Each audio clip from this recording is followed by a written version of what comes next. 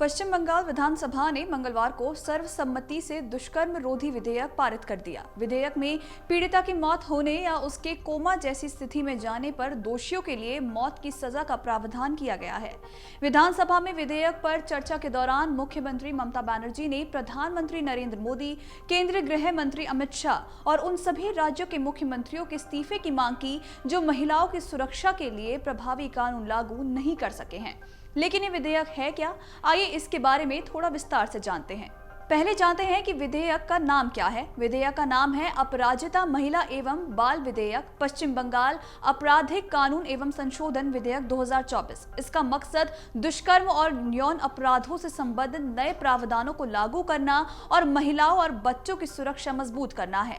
अब सवाल उठता है कि इस विधेयक को लाने की क्या वजह रही। तो कोलकाता के सरकारी आर्जिकल मेडिकल कॉलेज एवं अस्पताल में 9 अगस्त को एक महिला डॉक्टर के साथ कथित दुष्कर्म और हत्या की घटना सामने आई थी। इसके बाद से पूरे देश में नाराजगी देखने को मिली। देश भर के डॉक्टर्स इसके विरोध में सड़कों पर भी उतर आए और प्रदर्शन करने लगे। बंगाल में अभी भी डॉक्टर्स न्याय के लिए प्रदर्शन कर रहे हैं। इन व्यापक प्रदर्शनों के मद्देनजर ये विधेयक पेश व पारित करने के लिए विधानसभा का 2 दिवसीय विशेष सत्र बुलाया गया था। विधेयक में कौन कौन से प्रावधान है, इसके बारे में बात करें तो विधेयक भारतीय न्याय संहिता 2023 की धारा 64, 67, 70(1), 71, 72(1), 73, 124(1) और 124(2) में संशोधन करता है। संशोधन दुष्कर्म और हत्या, सामूहिक दुष्कर्म, बार बार ऐसा अपराध करने वालों, पीड़िता की पहचान उजागर करने और तेजाब हमला कर चोट पहुंचाने आदि के लिए सजा से संबंधित है। बीएनएस की धारा 64 में कहा गया है कि दुष्कर्म के दोषी को कम से कम 10 साल की कठोर कारावास की सजा दी जाएगी और ये आजीवन कारावास तक हो सकती है। बंगाल के कानून में इसे संशोधित करके जेल की अवधि को उस व्यक्ति के प्राकृतिक जीवन के शेष समय और जुर्माना या मृत्यु तक बढ़ा दिया गया है। आपको बता दें कि विधेयक में बीएनएस की धारा 67 में संशोधन करने का प्रावधान किया गया है। ये दुष्कर्म की वजह से पीड़िता की मृत्यु होने या उसे कोमा में ले जाने पर दोषी के लिए कठोर सजा निर्धारित करता है। केंद्र के कानून में ऐसे अपराध के लिए 20 साल की जेल, आजीवन कारावास और मृत्यु दंड का प्रावधान है। बंगाल के विधेयक में कहा गया है कि ऐसे दोषियों को सिर्फ मृत्यु दंड मिलना चाहिए। सामूहिक दुष्कर्म के मामलों में सजा से संबंधित बीएनएस की धारा 70 में संशोधन करते हुए बंगाल के कानून ने 20 साल की जेल की सजा के विकल्प को खत्म कर दिया है। आपको बताते चले कि सामूहिक दुष्कर्म के दोषियों के लिए आजीवन कारावास और मौत की सजा का प्रावधान भी किया गया है। इसके साथ ही बंगाल के कानून में यौन हिंसा की शिकार महिला की पहचान सार्वजनिक करने से संबंधित मामलों में सजा को भी कड़ा कर दिया गया है। बीएनएस में ऐसे मामलों में 2 साल तक की जेल की सजा का प्रावधान है, तो वहीं अपराजिता विधेयक में 3 से 5 साल के बीच कारावास का प्रावधान है।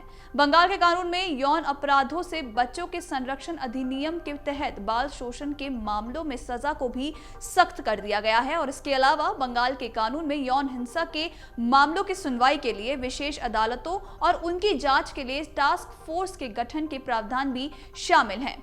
आपको ये भी बताते चलें कि विधेयक में दुष्कर्म के 16 वर्ष से कम उम्र के दोषियों की सजा से संबंधित अधिनियम की धारा 65(1), 12 वर्ष से कम उम्र के दोषियों की सजा से संबंधित अधिनियम की धारा 65(2) और 18 वर्ष से कम उम्र के व्यक्तियों की सजा से संबंधित अधिनियम की धारा 70(2) को हटाने का भी प्रस्ताव जारी किया गया है। विधेयक उम्र की परवाह किए बिना सजा को सार्वभौमिक बनाता है। अब जानते हैं कि पहले किन किन राज्यों में ऐसा हो चुका है। तो इससे पहले आंध्र प्रदेश और महाराष्ट्र विधानसभा ने दुष्कर्म और सामूहिक दुष्कर्म के मामलों में मृत्यु दंड को अनिवार्य करने वाले विधेयक पारित किए थे। उनमें से किसी को भी अभी तक राष्ट्रपति की मंजूरी नहीं मिली है। आपको बताते चलें कि सत्तारूढ़ तृणमूल कांग्रेस का विधेयक विपक्ष के समर्थन के साथ बंगाल विधानसभा में आसानी से पारित हो गया, लेकिन इसे लागू करने के लिए राज्यपाल और राष्ट्रपति दोनों की मंजूरी चाहिए होगी। आपराधिक कानून समवर्ती सूची में आता है। इसका मतलब है कि राज्य विधानसभा की ओर से पारित कानून को लागू किया जा सकता है, भले ही वो संसद से पारित कानून से अलग हो। हालांकि इसके लिए विधेयक को राष्ट्रपति की मंजूरी चाहिए होगी। राष्ट्रपति मंत्रियों की सलाह पर काम करते हैं और ये केंद्र ही तय करेगा कि विधेयक अधिनियम बनेगा या नहीं। तृणमूल भाजपा की प्रमुख प्रतिद्वंदी है और केंद्र में सत्ता में भी है। ऐसे में देखना होगा कि अपराजिता विधेयक को हरी झंडी मिलती भी है या नहीं। अगर आप ये वीडियो YouTube पर देख रहे हैं तो हमारे चैनल को सब्सक्राइब करें और बेल आइकन को दबाना ना भूलें। अगर आप Facebook पर ये वीडियो देख रहे हैं तो हमारे पेज को लाइक करें।